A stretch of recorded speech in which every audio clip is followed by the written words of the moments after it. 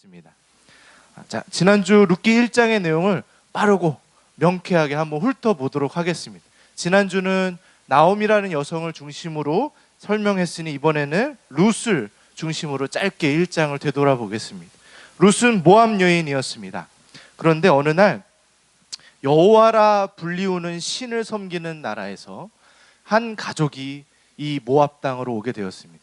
그리고 그 중에 한 명과 사랑에 빠져서 결혼을 하게 되었습니다.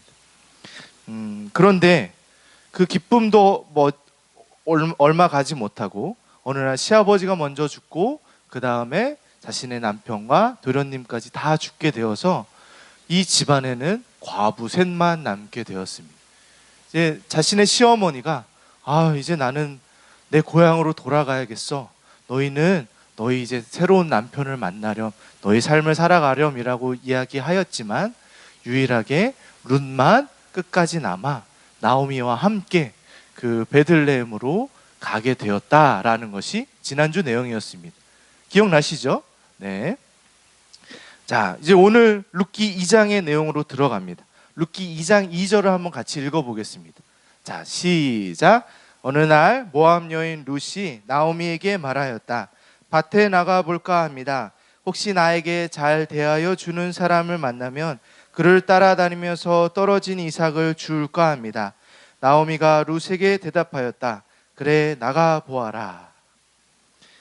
실패한 이민 생활, 꿈을 그리며 갔던 이민 생활은 처참한 가족의 깨어짐, 상처가 되어 자기 고국으로 돌아온, 나는 이제 기쁨이라는 이름이 아닌 괴로움이라는 이름으로 불리우기를 바라는 이 가정이 고향에 돌아왔습니다. 그리고 며느리는 외국 사람입니다. 이 과부 둘이 이제 이곳에서 살아가는 것은 말 그대로 전쟁과 같은 일상의 삶이었습니다. 고향이라 해도 별로 다를 게 없었습니다. 이 시대는 여자들이 홀로 살아갈 수 있는 시대가 전혀 아니었습니다. 경제 활동을 할 만한 것들도 별로 없었고 세상의 어려움과 위험 속에 여자들끼리 힘을 모아서 살아갈 수 있는 사회적 구조가 전혀 아니었던 것이죠. 당장에 먹고 살 것이 없었던 것입니다. 이 착한 며느리 룻은 자기가 이 노모, 나이 많은 시어머니 나오미를 자기가 챙겨야겠다, 돌보아야겠다라는 생각 가운데 생업에 뛰어들게 됩니다. 그래서 이 며느리 룻이 선택한 경제활동이 무엇인지 아십니까? 어떤 경제활동을 합니다. 이삭 줍기를 하죠. 그렇죠? 이런 옷차림은 아니었을 거예요. 시대가 다르니까. 하지만 이삭 줍기를 하기로 결정하였습니다. 어떻게든 근근히 목숨을 유지할 수 있는 최소한의, 그리고 어떻게 보면 가장 처절한 노동을 선택하게 된 것이죠. 그래서 가게 된 그 밭이 한 부유한 사람, 그리고 자기가 사별한 남편의 친척이었던 보아스라는 사람의 밭에 가서 일을 하게 됩니다. 근데 이 보아스라는 사람이, 남자가 이 룻을 눈여겨보게 됩니다. 2장 5절 6절에 보면 자기 일꾼한테 가서 저 여자 누구야? 라고 이야기하는 것입니다. 아마 좀 눈길이 많이 갔던 것 같아요. 외국 사람이고 TV에서 개그맨들이 가끔 그러더라고요. 제일 이상형이 뭐냐 그러면 낯선 사람. 뭔가 새로운 사람이 와서 열심히 일을 하고 있으니까 관심이 갔던 것 같습니다. 게다가 룻이 너무 성실하고 들어보니 너무나 마음이 곱고 착한 것입니다. 시어머니를 위해서 이렇게 열심히 나와서 일하는 모습을 보고 마음이 쓰이기 시작했습니다. 보아스는 이 여인에게 넉넉한 환경을 제공해 주기 시작합니다. 그가 그렇게 할 수 있었던 건 부유했기 때문이 아닙니다. 하나님의 성품을 닮아 마음의 여유가 있었기 때문이었죠. 8절 9절에 이렇게 말합니다. 이 룻과의 첫 번째 대화가 이루어지는 거예요. 얼마나 설레는 첫 번째 대화입니까? 여보시오 세댁, 내가 하는 말을 잘 들으시오. 이삭을 주우려고 다른 데 가지 마요. 여기 떠나지 말고 우리 밭에서 일하는 여자들과 같이 바싹 붙어 다니시오. 우리 일꾼들이 곡식을 거두는 밭에서 눈길을 돌리지 말고 여기서 이삭을 주시길 바랍니다. 젊은 남자 일꾼들에게 덱을 건들지 말라고 단단히 일러두었소. 목이 마르면 와서 물을 마시고 또 이곳에서 함께 합시다 라고 적극적으로 이 여인을 향해 이 먹고 살 만한 환경을 제공해 주기 시작합니다. 살기 막막했던, 내가 어떻게 살지? 주워서 그걸로 밥을 해 먹을 수밖에 없는 가장 처절한 그 경제 활동 속에서 정말 살 수 있는 숨통이 아마 이렇게 당장 조금 살겠다라는 생각이 들 보아스의 사랑과 돌봄이 주어진 것이죠. 보아스의 친절은 단순히 이곳에서 하도록 한 것이 아니라 심지어 자기 일하는 사람들을 불러서 잘 지켜줘라 라고 얘기했죠. 근데 일부러 단에서 이삭을 좀 뽑아서 바닥에 뿌려놓으라고까지 이야기합니다. 이 그냥 자연스레 떨어진 이삭으로는 모자랄 것 같으니까 그렇게 하도록 하였고, 그리하여서 룻이 그날 정말 성실한 여자인 것 같아요. 한 에바를 주워갔다는데 약 22리터 정도의 곡식을 가져간 것이죠. 물론 그 보아스의 배려도 대단했지만 룻도 참 대단하죠, 그렇죠? 네. 이 이야기의 결론에 이르러서 스포일러가 될 수도 있지만 다 아는 내용이니까 이 두 사람은 결혼을 하게 됩니다. 서로 만나 짝이 되게 됩니다. 얼마나 놀라운 만남입니까? 보아스는 자기 밭에 일하러 온 외국 여자, 알고 보니 자기 친척형의 그 형수였던 그 사람을 만나 결혼을 하게 된다는 것. 이것은 하나님의 섭리 안에 부부의 만남이 이루어진다는 것을 우리가 확인할 수 있는 내용입니다.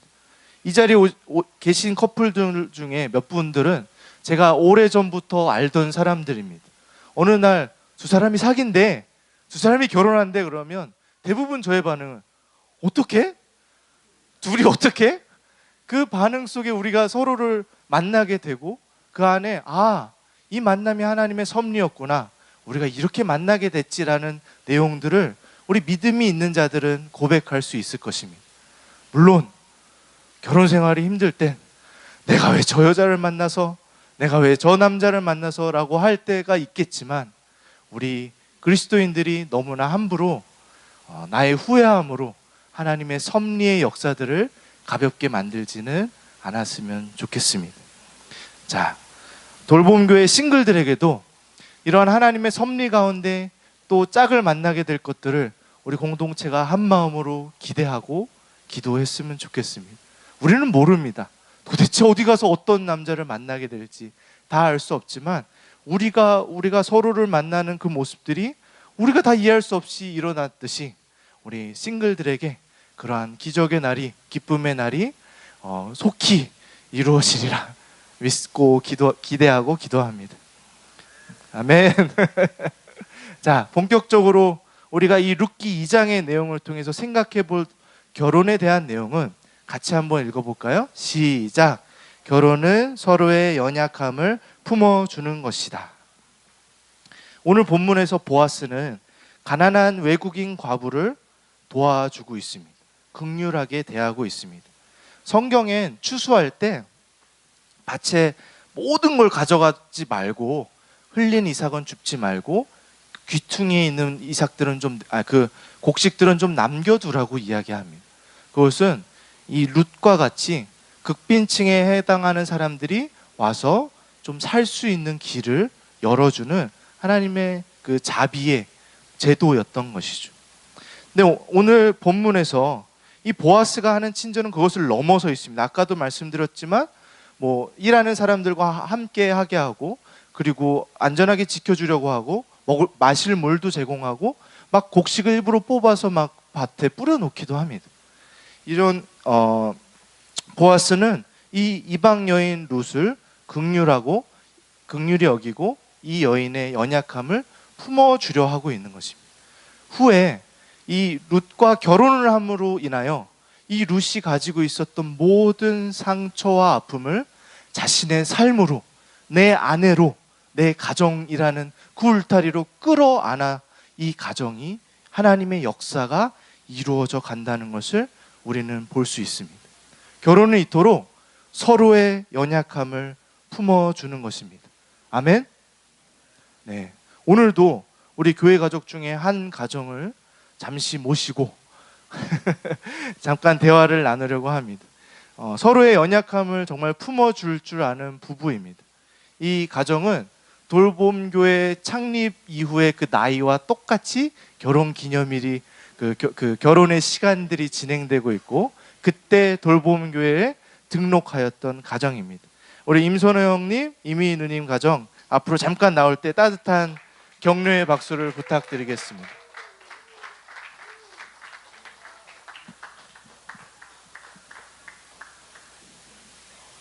앉으시죠. 네. 네. 제가 원래 선호 형님께 질문을 부탁했는데, 이따가 저희가 올해 들어서 그 한 달에 2번 돌봄 가족들을 앞으로 모시고 기도하는 시간을 가지기로 해서 그냥 제가 묶어버렸습니다, 이 시간을. 그래서 누님도 같이 나와서 그 자리하게 되었습니다. 먼저 저의 이 말씀의 내용, 이 오늘 나누는 말씀의 내용에 삶을 나눠주시기로 결정해 주셔서 감사합니다. 자, 오늘 제가 형님에게 질문하고 싶은 것은 결혼을 통해 서로의 연약함을 품어주는 것이다라는 내용을 잠깐 살펴보았는데, 우리 형제님께서도 결혼 전부터 네, 굉장한 취재 열기가 네, 그러게요. 지난주 덕수 때보다 반응이 좋은데요. 네, 결혼 전부터 이게 나의 약점이라고 생각했거나 좀 부족함, 아픔이라고 생각했던 부분들이 결혼의 과정을 통해 아니면 결혼 이후에도 어떻게 아내가 그러한 부분들을 이해하고 품어주고 함께 하고 있는지 잠시 나누어 주실 수 있을까요?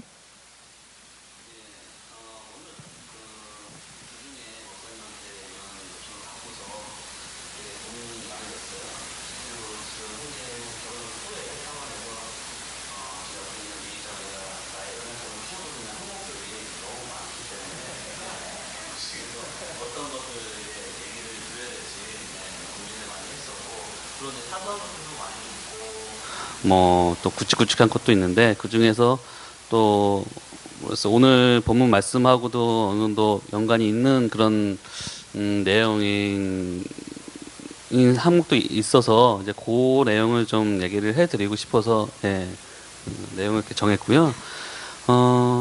일단은 저희가 이제 말씀드리고자 하는 부분들은 이제 경제적인 부분, 재정적인 부분에 대해서 부분을 좀 말씀드리고 싶어요. 솔직히 뭐 지금 제가 이제 지금 여기 돌봄 식구들 중에서 이제 조금 이제 나이가 있는 편이긴 한데, 이제 미자매를 만나기 전에 상황에서도 이제 물론 이제 30대 후반 정도 됐었고, 이제 남들이 다 아는 어떤 게 좋은 회사라고 하는 곳을 이제 다니고 있는 상황이었기 때문에 일반적으로 객관적으로 봤을 때는 이제 뭐 결혼 시점에서 누군가를 이제 만났을 때 이제 어떤 저 남자는 그래도 이제 어느 정도는 이제 돈 모아둔 것도 있을 거고 뭐 이렇게 좀 어느 정도는 좀 경제적으로 힘들진 않고 살겠다라는 아마 생각을 가질 수 있었을 것 같아요. 아마 미 자매도 그런 생각이 뭐 없지는 않았을 것 같은데, 결혼 시점에서 사실 제가 뭐 그 이전부터 해서 그렇게 경제적으로 이렇게 준비되어 있는 상태는 아니었어요. 제가 20대 때부터 뭐 대학 졸업하고 바로 뭐 사업한다고 하고, 또 그 이후에도 이제 이제 작은 회사들 다니면서 이제 뭐 회사들도 많이 옮기게 됐는데, 대부분의 옮기게 되는 이유 중에 하나가 이제 월급이 이제 안 나오게 되는 그런 케이스들. 그래서 받을 이제 그런 월급들을 이제 제대로 못 받고 하면서의 그런 이제 서 발생하는 어떤 그런 부채 이제 비용들이 늘어나고, 그런 것들을 이제 저는 이제 하루하루 또 이제 갚아 나가면서 살다 보니까 솔직히 크게 모아둔 돈은 없었어요. 예. 미자매도 뭐 지금도 얘기하지만 솔직히 뭐 속아서 결혼했다. 예. 정말 이렇게 없을 줄은 몰랐다. 예. 예. 예. 정말로 그냥 객관적인 수치로는 그냥 없었어요. 예. 왜냐하면 그 전까지도 저도 이제 먹고 살아야 되기 때문에, 그리고 제 또 이제 생활의 신조가 없어도 뭐 비굴하게 이게 살기는 싫어서, 그런 게 있었어요. 어렸을 때부터 이제 저희 집도 뭐 이렇게 풍족했던 부분들이 아니라서, 그런 이제 돈이 없어서 내가 뭘 못하고 이런 거에 대해서 좀 자격지심도 좀 있었던 것 같고, 그래서 그런 부분을 안 느끼기 위해서 최대한 있는 그 제가 할 수 있는 범위 안에서의 풍요로움을 누리려고 이제 이렇게 생활을 해왔었거든요. 그러니까 솔직히 뭐 돈을 모을 수 있는 그런 이제 사고 방식을 가지고 있지는 않았어요. 예. 근데 그러면서도 이제 물론 이제 막연하게 이제 결혼은 해야 되는데 어떡하나라는 생각이 들었는데 또 그게 이제 내 생각뿐만 아니라 나와 함께 인생을 어이가 없죠. 마이크 드릴까요? 나와 평생을 이제 살아가야 될 반려자의 입장에서는 더 이제 그게 심각한 문제가 될 수도 있겠다는 생각이 늦게 알았어요. 왜냐하면 저는 이제 계속 그 생활이 계속 됐었기 때문에 저는 무덤덤해진 거예요. 큰 돈 없어도 잘 먹고 살고 있는데, 라는 생각이 좀 지배적으로 있었기 때문에 이제 그 나의 그 생활을 이제 이해해줄 수 있는 사람이 나타나는 게 쉽지가 않았었죠. 물론 그래서 이제 미자매를 만나기 전에 어떤 과정 속에 있었던 사람들과도 실질적으로 이제 어떤 결혼까지 가지 못했던 이유 중에 하나도 그런 부분들이 이제 나중에 이제 얘기하다가 알게 됐을 때 대부분 다 떠나더라고요.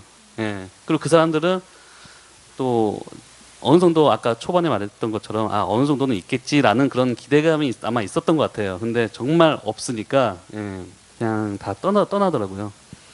이제 그리고 나서 이제 미 자매를 이제 결혼 전에 이제 만났을 때 그래서 이런 내가 부족한 부분에 대해서 이거를 괜히 더 숨기고 얘기를 하지 않으면 오히려 나중에 더 서로의 감정이 안 좋아지고 좋은 결론이 나올 수 없을 것 같아서 만나고 나서 한 두세 번 만나고 나서 얘기를 했어요. 저의 경제적인 부분에 대해서 이렇다. 근데 그때는 솔직히 제가 봤을 때는 그걸 그대로 안 믿었던 것 같아요. 설마 없겠어? 그래도 어느 정도는 있겠지라고 아마 생각을 했을 것 같아요. 근데 이제 하여튼 그때 얘기를 하고서는 이게 만약에 미희 자매가 그 자리 이제 그 얘기를 듣고 나서도 저를 계속 만날 생각이 있으면은 저는 이 여자한테 올인을 해야 되겠다는 생각을 했었거든요. 근데 오케이를 했던 거죠. 그게 이제 어떤 생각으로 오케이 했는지는 모르겠지만 어떻게 뭐 마이크를 좀 그래서 이제 준비를 하게 되고 이제 뭐 그렇다고 또 결혼 준비하는 과정 속에서도 하여튼 뭐 큰 어려움 없이 준비를 하고 결혼을 했고 지금까지도 크게 뭐 그런 부분에 경제적인 부분에 대해서 물론 서로 아직까지도 다르게 생각하는 부분이라든지 뭐 앞으로에 대해서 뭐 힘든 부분에 대해서에 대한 공감은 다 하고 있어요. 근데 이제 그걸 이제 풀어가는 거는 이제 앞으로 서로가 또 협의해서 또 합의해서 풀어가야 될 부분인 것 같고, 물론 이제 아주 크게 뭐 그거서는 그런 부분 때문에 이제 뭐 다투거나 그러진 않지만, 또 앞으로도 그런 일이 생긴다 하더라도 서로가 서로의 입장을 또 이해해주고 보살펴주면서 이렇게 살려고 이렇게 생각을 하고 있습니다. 그래서 처음에 이제 미자매가 이제 그 결혼 준비하면서 그런 이제 경제적인 부분 때문에 고민을 하는 게 보였어요, 솔직히. 보였을 때 제가 아마 그런 말을 했던 걸로 기억해요. 지금 내가 가진 건 없지만, 하여튼 나중에 하여튼 이제 미자매 죽을 때, 꼭 죽진 않더라도 뒤를 돌아봤을 때, 뒤로 돌아봤을 때 그 삶이 행복하고 후회 없었다라는 것을 느껴주게 해주겠다라는 얘기를 한 것 같아요. 네, 네. 아마 그 말 믿고서는 이제 결혼을 한 것 같은데, 네. 하여튼 그렇게 하도록 저도 노력을 할 거고요. 네. 그래서 지금 저의 그런 부족했던 부분들을 품어주고 이해해줬던 미자매한테 감사하게 생각을 하고 있습니다. 네. 그래서 오늘 아까도 본문 말씀에 보면은 주님께서 다 갚아주신다라는 말씀이 있더라고요. 네네. 저는 그 말을 너무 믿습니다. 네. 알겠습니다. 여러분들도 그 네. 말을 네. 꼭 믿으시기 바랍니다. 네, 아직 거기까지 안 갔습니다. 네. 하여튼 굉장히 어려울 수 있는 주제를 이렇게 선뜻 얘기해주고 나누어주고 또 우리에게 어떤 또 되돌아보게 되는 계기를 마련해 주셔서 너무 감사드립니다. 제가 이렇게 그 지난주부터 어려운 질문들로 저희 울타리원들을 부탁을 드렸는데도 또 어려운 얘기들을 이렇게 얘기해 주셔서 참 감사드립니다. 참 제가 두 분과 만나 교제하면서 이 모습이 너무 좋더라고요. 서로를 존중해주고 서로의 부족함을 묵묵히 끌어안아주는 것을 아는 참 성숙한 그리스도의 성품을 닮아 있다라는 것을 많이 배우게 되었습니다. 물론 누님이 형님의 부족함을 끌어안아 주신 것을 오늘 형님이 나눠주셨지만, 마찬가지로 형님도 누님의 부족함을 끌어안고 함께해가는 그것들도 제가 많이 들었거든요. 그 안에서 이렇게 섬기는 거구나, 이렇게 상대의 약점을 채워주는 거구나, 이렇게 서로를 긍휼히 여기고 연약함을 품어주는 것구나 라는 것들을 많이 배우게 되었습니다. 여러분들도 좀 그런 마음들이 이렇게 오지 않나요? 맞아, 우리 부부도 그런 내용이 있지, 그렇게 서로의 연약함을 품어주는 거지 라는 것들을 되돌아보는 아주 좋은 신뢰였다고 생각이 됩니다. 결혼에 대해서 세상에 거짓말이 참 많다고 지난주에 얘기했습니다. 그 중에 하나는 이 세상의 결혼은 잘남과 잘남의 만남이 되어야 한다고 생각을 합니다. 그것의 표현 중에 하나가 제가 생각했을 때는 이상형인 것 같습니다. 내가 바라는 목록을 구체적으로 다 정해놓습니다. 키가 커야 하고, 자가 소유자였으면 좋겠고, 차는 외제차였으면 좋겠고, 유머러스 하면서 진중할 수 있는 사람이어야 되고, 원만한 인간관계 속에 나만 바라봤으면 좋겠고, 말도 안 되는 설정들을 하며 우리는 이상형을 그리고 있습니다. 그렇게 결혼을 환상과 잘못된 오해로 결혼에 대한 그림을 그려가는 것이죠. 그리고 안타까운 것은 이 세상적인 기준들이잖아요. 세상적인 기준들을 신앙의 이름으로 포장되어지는 일들 또한 많이 있습니다. 배우자를 기다리며 기도하라고 할 때 구체적으로 리스트를 적으라고 합니다.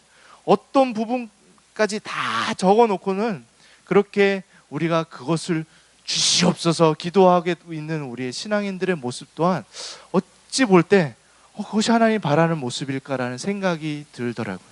물론 우리가 더 호감이 가는 취향과 어떤 잘 조화를 이루는 만남들이 분명히 있을 수 있습니다. 그러나 이런 식의 과도한 이상형 찾기는 오늘 우리가 배우는 이 내용을 과연 담고 있는가? 결혼은 서로의 연약함을 품어주는 것이다 라는 것과는 좀 많이 떨어져 있는 내용이지 않을까 싶습니다. 서로가 그렇게 될 때 우리는 누군가에게, 상대방에게 그럴싸하게 보이는 것에 치우치게 되고 나를 증명해내는 것에 피곤해지게 됩니다. 물론 서로를 위해 노력하는 것은 중요합니다. 그 자체를 아예 안 하면 안 되겠죠. 그러나 나를 마치 증명해내기 위한 부부의 관계는 오래가기 힘들지 않겠습니까? 우리는 서로를 마치 무슨 K-팝 스타 심사위원처럼 저 사람은 돈은 잘 버는데 그 유머 감각이 별로야. 내 아내는 얼굴은 예쁜데 집안 살림이 형편이 없어. 이런 식으로 우리가 서로를 평가하고 잔소리할 때는 우리가 과연 서로의 연약함을 품어주는 결혼의 내용을 살아내고 있는가라는 생각이 들게 됩니다. 우리의 궁극적인 만남의 내용이 서로의 연약함을 품어주는 것이 될 때 우리는 서로 안에서 진정한 자유함을 누리고 그 안에서 연합의 기쁨을 배울 수 있는 것이죠.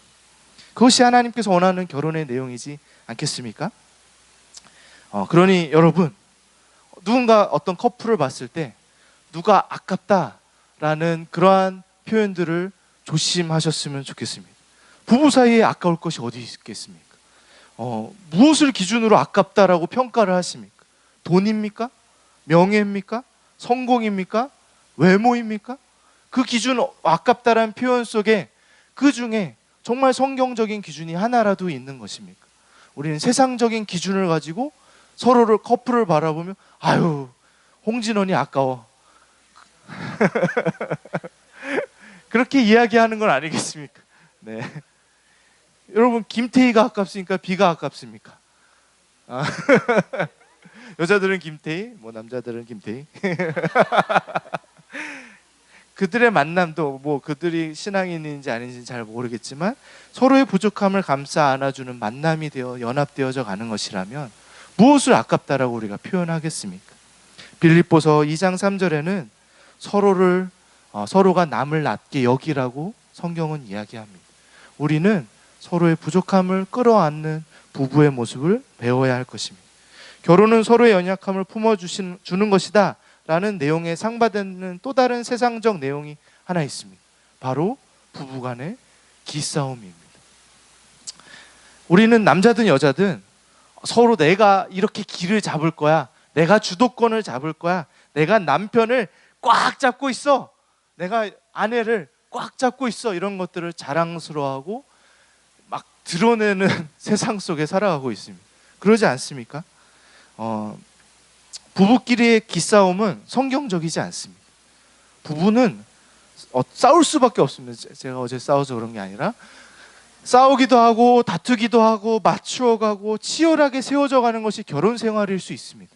그러나 기싸움은 좀 다릅니다.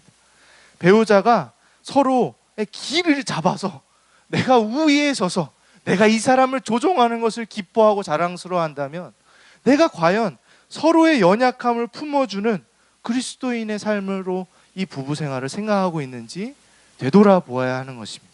예수님은 말씀하셨습니다. 오히려 너희 가운데 으뜸되는 사람은 섬길 수 있는 사람이다 라고 말씀하셨습니다. 결혼 안에 서로를 향한 섬김의 내용이 회복되어야 합니다. 더욱 섬기는 남편, 섬기는 아내로 우리가 되어야 되지 않겠습니까? 이 말씀을 도대체 어디서 우리가 실천하겠습니까? 가정이 아니라면 우리가 사회에 나가서 교회 안에서 과연 할 수 있겠습니까? 가정 안에서 먼저 서로를 섬기는 것을 배워야 할 것입니다. 창세기에 결혼할 때 아내의 존재 목적을 무엇으로 하나님이 설정하셨는지 아십니까? 돕는 사람이지 않습니까? 같이 읽어볼까요? 우리 아내들이 한번 읽어보겠습니다. 자, 시작. 께서 말씀하셨다. 남자가 혼자 있는 것이 좋지 않으니 그를 돕는 사람 곧 그에게 알맞은 짝을 만들어 주겠다. 아내 여러분, 아내의 영광은 남편을 돕는 데 있습니다. 아멘?